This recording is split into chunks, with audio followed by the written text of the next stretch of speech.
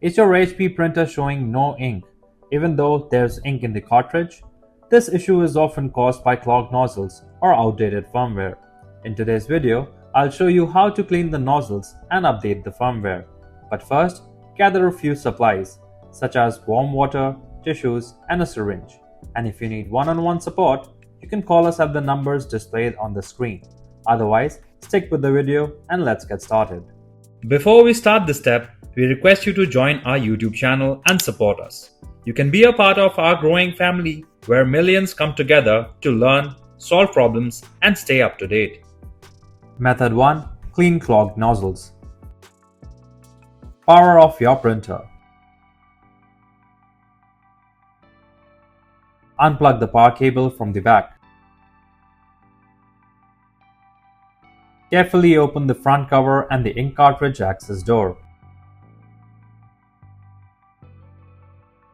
Move the carriage to the center and press down the blue latch. Gently press down on the color cartridge to release it, then remove it. Get your warm water, tissues, and a syringe ready. If you're finding this helpful, don't forget to subscribe. For more HP printer tutorials, drop your questions in the comments. Fill the syringe with warm water. Slowly inject the warm water into the nozzle using the syringe. Place a tissue under the print head to avoid any spills. Repeat the same process for all nozzles. Before reinstalling, ensure the print head is completely dry on the outside. Reassemble everything. Your color printing should now work again. If cleaning the nozzle didn't fix the issue, don't worry. Let's move on to the next method and update your HP printer's firmware to resolve it completely.